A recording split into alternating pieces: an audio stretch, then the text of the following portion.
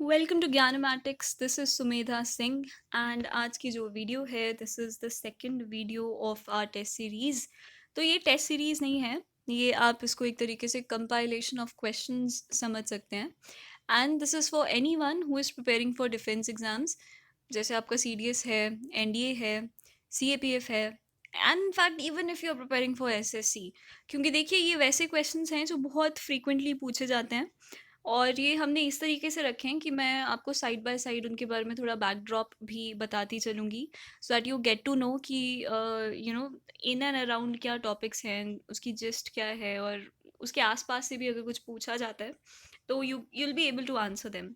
Okay, तो देखिए अगर आपने अभी तक अपना सिलेबस भी कवर नहीं करा है, I suggest you should still watch this video, क्योंकि ये एक टेस्ट नहीं है। Don't take it as a test, take it as something of your revision, और मे बी कुछ नया आपको आज यहाँ से सीखने को मिले। तो if you haven't subscribed our channel, please subscribe, press the bell icon so that you never miss any update. And आगे बढ़ते हैं, ठीक है। फर्स्ट क्वेश्चन लेते हैं आज का। पहला क्वेश्चन है, the president can expand out the contingency fund of India. तो देखिए कंटिजेंसी फंड ऑफ इंडिया क्या है, ऑप्शंस बाद में पढ़ते हैं, पहले कंटिजेंसी फंड ऑफ इंडिया का मतलब समझते हैं। तो ये मैंने वैसे पहले आपको पिछली वीडियो में भी बताया था, अगर आप देखें फर्स्ट वीडियो जो है हमारी, but even if you have not watched, still मैं आपको यहाँ भी एक्सप्लेन कर रही हूँ। I am going to begin from the very start. तो देखिए जो इंडिया में फंड्स होते हैं, हम उनको दो कैटेगरीज में डिवाइड कर सकते हैं, ठीक है। आपका जो फर्स्ट कैटेगरी है वो आती है आर्टिकल 266 में, और जो आपकी सेकेंड कैटेगरी है वो आती है आर्टिकल 267 में। तो 266 में आपका आता है कंसोलिडेटेड फंड ऑफ इंडिया, ठीक है, और 267 में आता है आपका कंटिजेंसी फंड ऑफ इंडिया। अब ये क्या है? कंसोलिडेटेड फंड ऑफ इंडिया जो है आपका, consolidated fund of India consists of any revenue जो आपकी स्टेट लेती है, या कोई भी लोन है, या टैक्स रेवेन्यूज हैं, कुछ भी है, तो that comes under your consolidated fund of India, ठीक है। और कंसोलिडेटेड फंड ऑफ इंडिया ऐसा है कि अगर आपको उससे 1 रुपया भी खर्च करना है तो you can not expand anything out of it without parliamentary law, ठीक है। जब तक कोई जो पार्लियामेंट है लॉ नहीं बनाती, बिना उसके आप उससे कुछ भी खर्च नहीं कर सकते। That is your consolidated fund of India, जो आता है आर्टिकल 266 में। अब ये जो आर्टिकल 266 है, इसमें कंसोलिडेटेड फंड ऑफ इंडिया की मैंने बात करी। अब इसमें एक और फंड आता है, वो आता है आपका पब्लिक अंडरटेकिंग, ठीक है। कंसोलिडेटेड फंड ऑफ इंडिया की तो हमने अभी जस्ट बात करी, अभी हम बात करते हैं पब्लिक अंडरटेकिंग। तो पब्लिक अंडरटेकिंग कुछ नहीं है, इसको आप एक तरीके का एग्जीक्यूटिव एक्शन या ब्यूरोक्रेटिक एक्शन के थ्रू जो आपकी एक्सपेंसेस होते हैं वो आते हैं आपको पब्लिक अंडरटेकिंग में। It's just very similar to how banking transactions take place, ठीक है।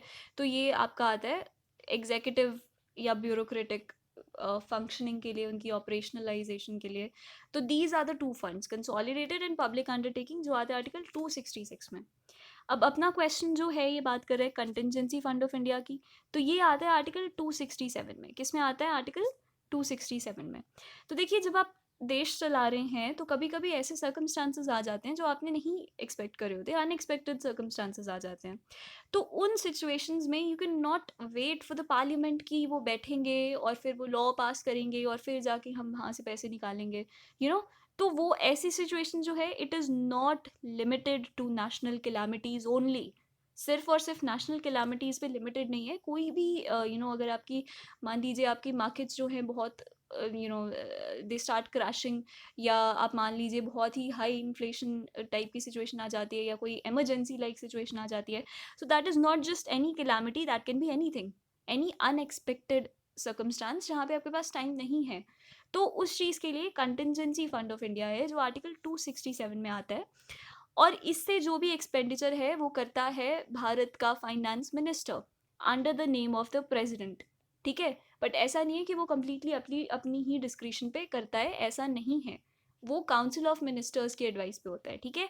Any thing that your president does, he is advised by the council of ministers which is headed by the prime minister. Okay, तो अब अपने question पे आते हैं। I hope आपको clear हो गया है। अब अपने क्वेश्चन पे आते हैं। The president can expand out of the contingency fund of India. पहला ऑप्शन है only with the approval of parliament, नहीं, वो है आपका कंसोलिडेटेड फंड ऑफ इंडिया। हम बात करें कंटिजेंसी फंड की, जो कि आते आर्टिकल 267 में। ऑप्शन बी है without the approval of parliament, and yes this is the correct answer. Option C है only in the case of national calamities, no we have just talked about it. तो आपका जो correct answer होगा वो होगा option B, without the approval of the parliament. अगला question है the objectives resolution which laid down the main objectives to guide the deliberations of the assembly was moved by.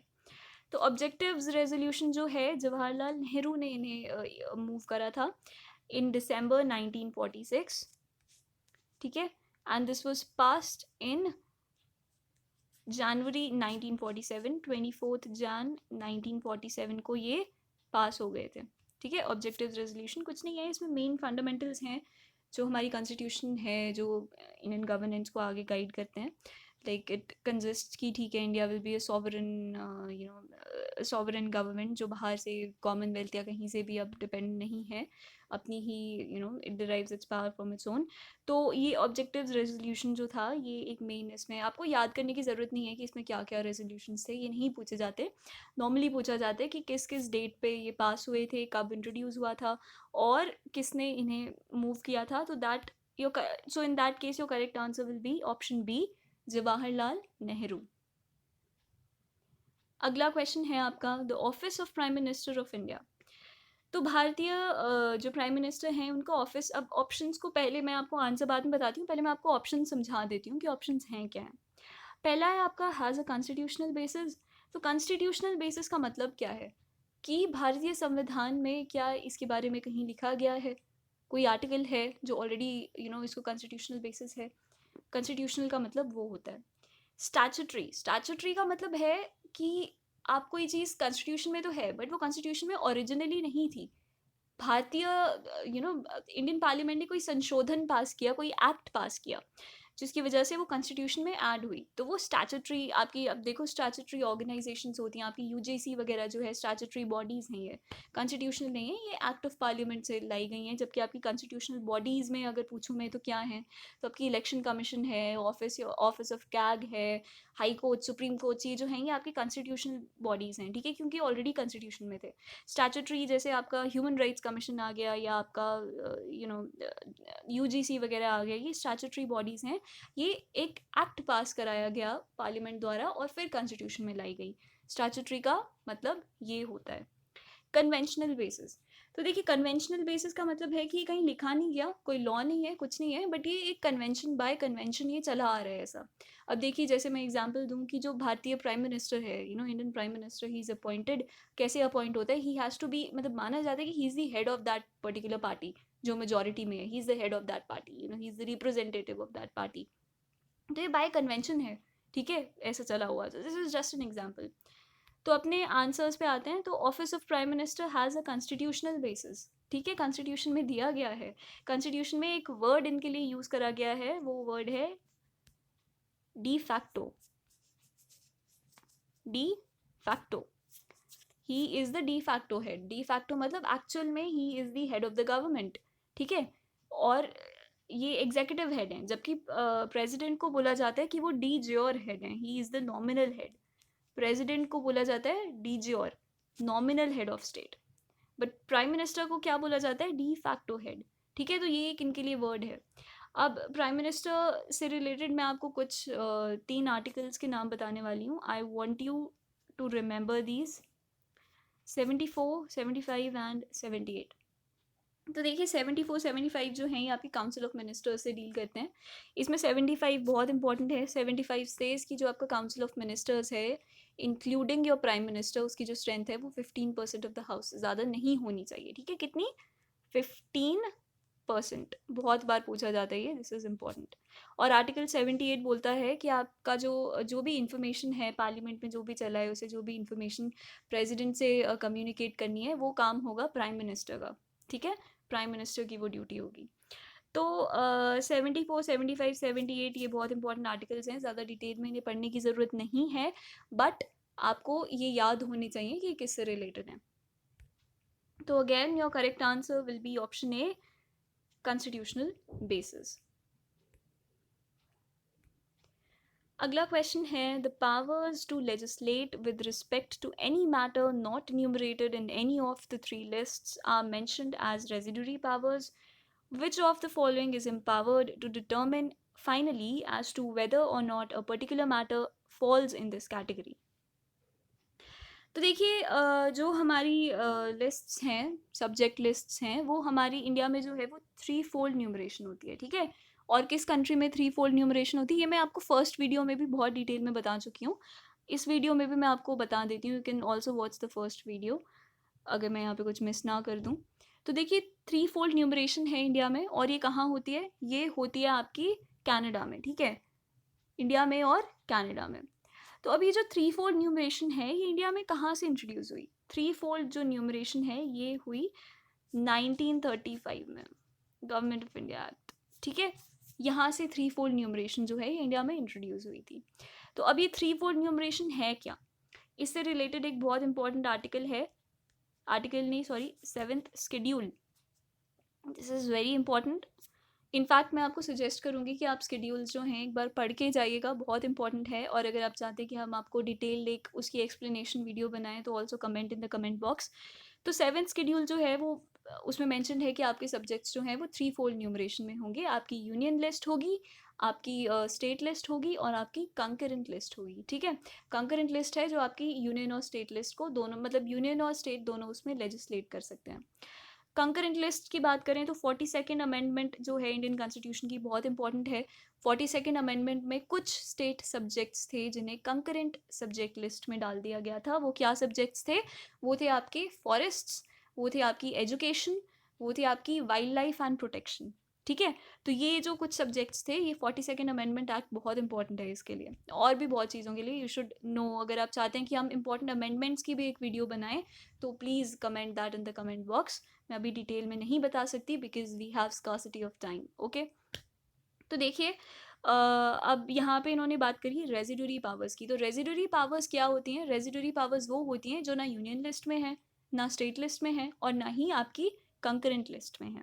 तो ये बाय डिफ़ॉल्ट माना जाता है इंडिया में. India में माना ये है कि ये रेजिडुरी पावर्स जो होंगी किसके पास होंगी? ये सेंटर के पास होगी, पार्लियामेंट के पास होगी, इंडियन पार्लियामेंट के पास होगी, फेडरल गवर्नमेंट के पास होगी. बट ये सिर्फ ये इंडिया में है और कनाडा में है. बट ये जो है ये यूएस में नहीं है. Just for your knowledge, exams में भी पूछा जाता है बहुत बार. यूके में रेजिडुरी पावर्स स्टेट के पास जाती हैं, इंडिया में रेजिडुरी पावर्स जो है वो इंडियन फेडरल गवर्नमेंट के पास हैं, ठीक है. तो देखिए अब यहाँ पे ये नहीं पूछा है कि रेजिडुरी पावर्स किसके पास है, ये क्वेश्चन नहीं है. क्वेश्चन ध्यान से पढ़िए. क्वेश्चन है कि रेजिडुरी पावर्स में जब भी कोई डिस्प्यूट है तो कौन डिसाइड करेगा कि कौन सा सब्जेक्ट रेजिडुरी पावर्स में होगा या नहीं. This is the question. तो ये इसका correct answer will be option B. देखिए supreme court is the final authority जो इस मैटर में डिसाइड करेगी कि ये रेजिडुरी सब्जेक्ट है या नहीं है. बट यहाँ पे सुप्रीम कोर्ट नहीं लिखा है, यहाँ पे closest to that answer will be a judiciary. तो इसका correct answer will be option B, judiciary, okay. अगला क्वेश्चन है, preamble enshrines the ideals of liberty, equality, fraternity. देखिए बहुत एक इम्पॉर्टेंट टॉपिक है इसमें कि जो इंडियन गवर्नमेंट है वो जो इंडियन कॉन्स्टिट्यूशन है उसकी कुछ कुछ पार्ट्स जो हैं इनफैक्ट हमने कहीं कहीं से बोरो करे हैं, कहीं से हर कॉन्स्टिट्यूशन से पढ़े हैं. लार्जली जो बहुत बड़ा चंक है वो आपका हमने लिया है 1935 गवर्नमेंट ऑफ इंडिया एक्ट से, ठीक है. बट अभी ऑप्शन ये नहीं है, ये आंसर नहीं है, ये मैं आपको बता रही हूँ. ये भी एक बहुत बड़ी लिस्ट है. अगर आपके पास एक बुक है एम लक्ष्मीकांत, उसमें एक बहुत ही अच्छा एक टेबल है जो इन्होंने बनाया हुआ है, और एक एक एस्पेक्ट जो है इंडियन कॉन्स्टिट्यूशन का वो कहाँ कहाँ से बोरो करा है, वो पूरी एक लिस्ट है. इफ़ यू वांट कि हम उस पर भी एक वीडियो बनाएं, वी विल. आपको कोई भी ऐसा टॉपिक लगता है जिसके लिए आपको और एक्सप्लेनेशन चाहिए, please comment in the comment box, okay. अभी अपने आंसर पे आते हैं. तो ideals of liberty, equality, fraternity. देखिए ये तीन वर्ड्स आपको जहाँ भी दिखें याद रखिएगा कि ये जुड़े हैं फ्रेंच रेवोल्यूशन से, ठीक है. तो इसका correct answer will be French revolution, option C, French revolution. अगला क्वेश्चन. अब देखिए जनरल साइंस जो है बहुत ही स्कोरिंग है, बहुत ही इसमें बहुत ईजी से क्वेश्चंस आते हैं, कोई बहुत डिफिकल्ट नहीं है. अगर आप ऑलरेडी साइंस फील्ड से हैं तो आपके लिए बहुत ईजी है. अगर आप नॉन साइंस फील्ड से हैं तो भी आपको थोड़ा सा इसमें पढ़ने की ज़रूरत है. इफ़ यू वांट कि हम वीडियोस बनाएं, again I am saying we will make videos on these, okay. तो पहले इस आंसर पे आ जाते हैं. Brass gets discoloured in air because of the presence of which of the following gases in the air. तो इसका correct answer will be H2S, hydrogen sulphide. Okay. अगला क्वेश्चन है which of the following is a non metal that remains liquid at room temperature. Factual सा question है, bromine. Okay. अगला है chlorophyll is a naturally occurring chelate compound in which central metal is magnesium. Chlorophyll बनता है आपका magnesium और nitrogen से, और जो सेंट्रल मेटल है इसमें वो है आपका मैग्नीशियम.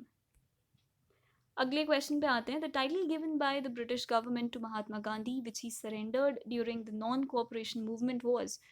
तो देखिए, केसरी हिंद टाइटल मिला था महात्मा गांधी जी को. इनको मिला था इनकी कंट्रीब्यूशन के लिए जो बोयर वॉर्स हुए थे. ठीक है, 1904 के आसपास जो बोयर वॉर्स हुए थे उसमें इनकी कंट्रीब्यूशन के लिए. ये 1904 है, इसको 4 ही पढ़िएगा. 1904 में जो बोयर वॉर्स हुए थे वहाँ पे उनको ब्रिटिश गवर्नमेंट ने ये टाइटल दिया था.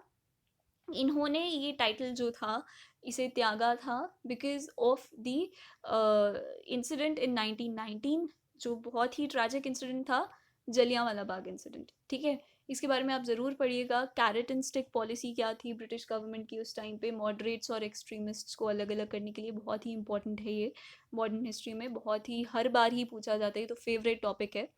तो इन्होंने ये जो था जलियांवाला बाग, ज़रूर इसमें आपको क्या पढ़ना है, आपको हंटर कमीशन ज़रूर पढ़ना है.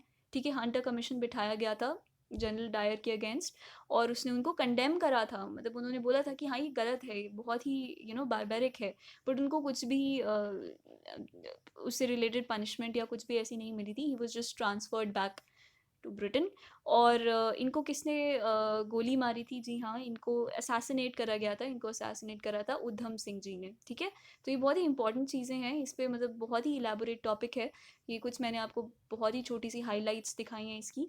तो केसरी हिंद जो था ये महात्मा गांधी जी ने इसको रिनाउंस करा था, और एक नाइटहुड भी था. ठीक है, रविंद्रनाथ टैगोर जी ने अपनी जो नाइटहुड थी उन्होंने वो रिनाउंस करी थी. ओके, तो your correct answer will be option B, Kesari Hind. अगला क्वेश्चन है which of the following metals form an amalgam with other metals. तो देखिए, मर्क्यूरी जो है अमैल्गम्स बनाता है. ये कोई बहुत डिफिकल्ट नहीं था. अगला क्वेश्चन है गिल्ट एजेड मार्केट मीन्स. तो गिल्ट एजेड मार्केट क्या होता है? देखिए, ये इकोनॉमी की टर्म है. इकोनॉमी, आप बजट और सर्वे ज़रूर पढ़ के जाइएगा. तो गिल्ट एजेड मार्केट जो है बहुत ही अभी सुर्खियों में बोल सकते हैं रहा था. गिल्ट एजेड मार्केट जो है आपकी गवर्नमेंट सिक्योरिटीज़ को बोला जाता है. ठीक है, अब इसका क्या मतलब है गिल्ट एजेड का? ये इसलिए बोला जाता है क्योंकि यहाँ पे आपको बहुत ही हाई इंटरेस्ट रेट है. ठीक है, और ऐसा नहीं है कि मतलब गवर्नमेंट जो है, अगर आपको मैं इकोनॉमी की टर्म्स में एक्सप्लेन करूँ तो गवर्नमेंट के बॉन्ड्स होते हैं जो हम खरीदते हैं, हमारे जैसे लोग खरीदते हैं. ये गवर्नमेंट का एक मॉनेटरी पॉलिसी है जिससे वो एक पैसे जो हैं आपसे लेते हैं, आप वहाँ पे इन्वेस्ट करते हैं उनमें. और एक बहुत ही सेफ इन्वेस्टमेंट इसको माना जाता है क्योंकि इसमें कोई रिस्क नहीं है, ज़ीरो रिस्क फ्री इन्वेस्टमेंट है. आप सरकार को, मान लीजिए मैंने सरकार से बॉन्ड लिया है, बॉन्ड खरीदा है, तो मैंने कुछ पैसे दिए हैं उनको. ठीक है, तो वो मुझे उसकी मेचोरिटी पीरियड कितनी है. कोई शॉर्ट टर्म बॉन्ड्स होते हैं, कोई लॉन्ग टर्म बॉन्ड्स होते हैं. तो मेचोरिटी पीरियड के बाद उसमें कुछ इंटरेस्ट रेट लगेगा, और वो पैसे जब मुझे वापस मिलेंगे तो वो कुछ ज़्यादा बढ़ के मिलेंगे. तो इन गवर्नमेंट सिक्योरिटीज़ में क्या होता है कि ये इंटरेस्ट रेट बहुत हाई होता है, तो at the end of the maturity period मुझे बहुत हाई रिटर्न मिलेगा. दूसरी बात कि मैंने गवर्नमेंट की सिक्योरिटीज़ में, गवर्नमेंट की बॉन्ड्स में पैसा लगाया है, तो ये ज़ीरो रिस्क फ्री है क्योंकि गवर्नमेंट देखिए फॉल्टर नहीं करेगी. ऐसा नहीं होगा कि आपका पैसा डूब जाएगा सरकार में, आपको वापस मिलेगा ही मिलेगा. तो ये जो है एक बहुत ही सेफ और एक बहुत ही बहुत ही अच्छी इन्वेस्टमेंट मानी जाती है. इसको बोलते हैं कि इसकी हाई लिक्विडिटी है. 3 पॉइंट्स है इसमें, याद रखिएगा. ज़ीरो रिस्क है. ठीक है, मैं बहुत ही इसमें लिख नहीं पा रही हूँ, तो ज़ीरो रिस्क है. ठीक है, और इंटरेस्ट रेट बहुत हाई है, बहुत ही हाई इंटरेस्ट रेट है. ठीक है, और थर्ड है कि लिक्विडिटी बहुत हाई है. लिक्विडिटी का क्या मतलब है? लिक्विडिटी है कि आप किसी भी बॉन्ड को, please ignore my writing, liquidity है कि आप किसी भी बॉन्ड को बहुत ईजिली, आप कितना ईजिली उसको कन्वर्ट कर सकते हो पैसे में. मतलब ये गवर्नमेंट सिक्योरिटीज़ हैं, तो आप इसको ईजिली कहीं पे भी वापस किसी और को भी बेच सकते हो. ठीक है, मार्केट्स में कहीं पे भी you can easily sell them, और आपको उसी time you will get your money back also. तो बहुत ही हाई लिक्विडिटी है। तो ये मतलब इन 3 वजह से इसको बोला जाता है गिल्ट एजेड, बहुत ही बढ़िया एक इन्वेस्टमेंट का इसको माना जाता है। ठीक है, तो ये अपने क्वेश्चन पे वापस आए तो आपका सही answer will be market of government securities. Okay, अगला क्वेश्चन है the territory of Porus who offered strong resistance to Alexander. तो देखिए 326 बीसी में, ये थोड़ा आपको एंशंट हिस्ट्री का एक टॉपिक है, बहुत डिफिकल्ट नहीं है। एंशंट हिस्ट्री, मिडीवल हिस्ट्री से आपको बेसिक चीज़ें पता होनी चाहिए, कोई इससे बहुत ट्रिकी क्वेश्चन आते नहीं हैं, मोस्टली मॉडर्न से आते हैं, बट कभी कभी ऐसा आपको एक आधा क्वेश्चन टकरा जाता है एग्जाम में। तो 326 बीसी में एक बैटल ऑफ इडास्पस हुई थी। ठीक है, इसको बोला जाता है झेलम। झेलम और चेनाब के बीच में जो थे पोरस, उनकी उनका साम्राज्य बोल सकते हैं आप, उनका रेन था बिटवीन झेलम एंड चेनाब। और 326 बीसी में बैटल ऑफ इडास्पस हुई थी। और देखिए इसमें पोरस ने बहुत ही स्ट्रॉन्ग रेजिस्टेंस दी थी अलेक्जेंडर को, एंड में वो हार गए थे। But Alexander was impressed by the strength and resilience of Porus, और उन्होंने उनको वापस री इंस्टेट भी कर दिया था। ठीक है, तो कोई इसमें बहुत कुछ ट्रिकी नहीं है, झेलम और चेनाब के बीच में इनका जो था रेन था। ओके, अगला क्वेश्चन है D valuation of a currency. तो पहले ऑप्शंस देख लेते हैं, फिर मैं आपको एक्सप्लेन करती हूँ डी वैल्यूएशन क्या होती है। Reduction in the value of a currency vis major internationally traded currencies, permitting the currency to seek its worth in the international market, fixing the value of currency in conjunction with the movement in the value of a basket of predetermined currencies, fixing the value of currency in multilateral consultation with the IMF, World Bank and major trading partners. देखिए दो words हैं, devaluation और depreciation. आगे आने वाले question में depreciation आपको पता चल जाएगा। डिप्रीसिएशन बहुत ही सिंपल सी चीज़ है। डीवैल्यूएशन क्या है? डीवैल्यूएशन है, नाम से समझिए, डीवैल्यूएशन किसी चीज़ की वैल्यू कम हो रही है। ये इकोनॉमी का क्वेश्चन है, तो आप इसको अपनी करेंसी से जोड़ें। ठीक है, तो डीवैल्यूएशन आपकी करेंसी की वैल्यू जो है, अब मैं अगर मान लीजिए मैं अपना देश चला रही हूँ, तो मैं अपनी करेंसी की वैल्यू को जान के डीवैल्यू करती हूँ, उसकी मैं वैल्यू कम कर देती हूँ। उससे क्या होगा? उससे मुझे थोड़ा सा फ़ायदा होगा, लॉन्ग टर्म में मुझे फ़ायदा नहीं होगा उसका, शॉर्ट टर्म में मुझे उसका फ़ायदा होगा। क्या फ़ायदा होगा? ये फ़ायदा होगा कि मेरी जो करेंसी है, मैंने उसकी वैल्यू कम कर दी, मान लीजिए डॉलर के रिस्पेक्ट में। विज़ विज़ का मतलब होता है विद रेफरेंस टू। ठीक है, तो मैंने with reference to foreign currency अपनी डोमेस्टिक करेंसी की वैल्यू जान के कम कर दी। इससे क्या होगा? इससे ये होगा कि जो मेरे इंपोर्ट्स हैं वो महंगे हो जाएंगे, और जो मेरी कंट्री एक्सपोर्ट्स दे रही है वो सस्ती हो जाएगी। ठीक है, एक्सपोर्ट सस्ती होगी तो मेरी कंट्री से एक्सपोर्ट्स ज़्यादा होंगे और इंपोर्ट्स कम होंगे। तो क्या होगा इससे कि मेरा जो ट्रेड डेफिसिट है, ट्रेड डेफिसिट एक टर्म है, बोला जाता है कि ट्रेड डेफिसिट का मतलब है अगर आपकी कंट्री में इंपोर्ट ज़्यादा हो रहा है और एक्सपोर्ट कम हो रहा है तो आप ट्रेड डेफिसिट हो गई, कि आपके पास ज़्यादा आ रहा है बट आप उतना बाहर दे नहीं पा रहे हैं। तो इस ट्रेड डेफिसिट को बैलेंस करने के लिए मैं अपनी कंट्री को डी वैल्यू कर देती हूँ करेंसी को। क्या होगा कि मेरे इंपोर्ट्स महंगे हो जाएंगे, महंगे हो जाएंगे तो इंपोर्ट्स कम हो जाएंगे। ठीक है, और एक्सपोर्ट्स क्या हो जाएंगे? सस्ते हो जाएंगे, तो एक्सपोर्ट्स ज़्यादा होंगे। तो मेरा ट्रेड डेफिसिट शॉर्ट टर्म के लिए कम होगा। ठीक है, एक्सपोर्ट्स क्या होंगे डीवैल्यू करने से? एक्सपोर्ट्स बढ़ेंगे, और इंपोर्ट्स क्या होंगे? इंपोर्ट्स घटेंगे। ठीक है, तो शॉर्ट टर्म में तो मेरे को इसका फ़ायदा हो गया, बट लॉन्ग टर्म में क्या होगा कि इंपोर्ट्स जब मेरे इतने महंगे हो जाएंगे तो मेरी कंट्री में इन्फ्लेशन हो जाएगी, क्योंकि मनी बहुत ज़्यादा इंजेक्ट हो जाएगा। ठीक है, इन्फ्लेशन, आप इकोनॉमी बहुत ही, अगर आपने ज़्यादा अच्छे से नहीं पढ़ी है तो आप, ये एक बहुत ही इंपॉर्टेंट कोरिलेशन है कि जब इतनी ज़्यादा मनी सर्कुलेशन में होगा तो इन्फ्लेशन बढ़ती है। इन्फ्लेशन मीन्स आपकी जो महंगाई है वो बढ़ती है। ठीक है, तो लॉन्ग टर्म के लिए ये अच्छी नहीं है, आप इतना मान के चलिए अभी के लिए।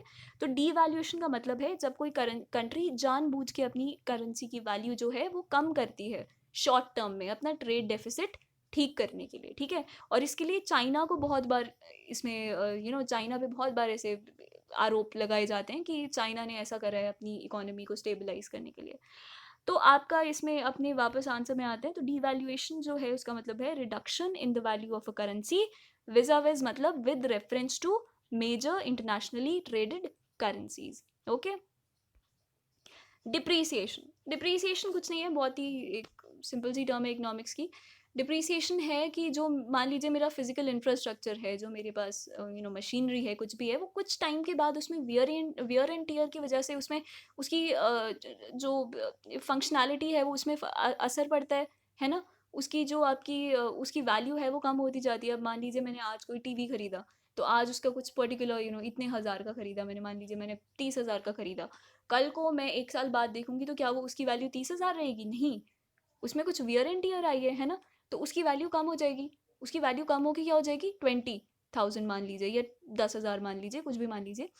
तो वो जो है वो मैं जान के नहीं कर रही, वो एक नेचर का सिस्टम है, ठीक है? वो वियर एंड टियर हो रही है और उसकी वैल्यू कम हो रही है, तो वो जान के नहीं कर रही हूँ, तो ये है डिप्रिसिएशन। तो इसका correct answer will be loss of equipment over time due to wear and tear, ठीक है? लॉस ऑफ इक्विपमेंट भी नहीं, आप loss of value of equipment बोल सकते हैं इसको। तो डीवैल्यूएशन और डिप्रिसिएशन में फ़र्क समझ आ गया? डीवैल्यूएशन होती है जब कोई कंट्री जान के डीवैल्यू करती है अपनी करेंसी को, ठीक है?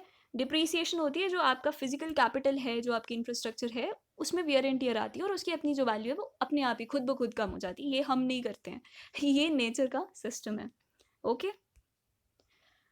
अगला क्वेश्चन है, which of the following is not a chief organ of the United Nations organisation? तो देखिए इसका सही answer will be labour organisation, ठीक है? सिक्योरिटी काउंसिल जो है, इंटरनेशनल कोर्ट ऑफ जस्टिस जो है, जनरल असेंबली जो है, इकोसॉक भी आपका इसमें आता है। तो ये क्या है? ये चीफ ऑर्गन्स हैं यूनाइटेड नेशंस ऑर्गेनाइजेशन की, आपको याद ही करना पड़ेगा, इसमें कोई एक्सप्लेनेशन नहीं है। तो इसमें आपका इंटरनेशनल लेबर ऑर्गेनाइजेशन जो है वो नहीं है चीफ ऑर्गन, ठीक है? तो this will be your right answer. तो देखिए, national anthem was written by, अभी ये मैं एक क्वेश्चन जो है मैं आपके लिए छोड़ रही हूँ, ये आप मुझे आंसर बॉक्स में, अपने कमेंट बॉक्स में आप कमेंट करेंगे। नेशनल एंथम कब लिखा गया था, पहली बार कहाँ गाया गया, और किसने इसको लिखा? Okay, so this is your homework. So that was it for today's video guys, and अगर आपको वीडियो अच्छी लगी है तो प्लीज़ लाइक, एंड जो भी आपको और टॉपिक्स चाहिए किसी चीज़ में, और आपको एक्सप्लेनेशन चाहिए, कुछ भी चाहिए, तो you can please comment on the comment box. अगर आप चाहते हैं कि हम कोई प्रीवियस या क्वेश्चन किसी पर्टिकुलर उसका लाएं, तो also comment that in the comment box, and do subscribe the channel, and stay tuned for more videos.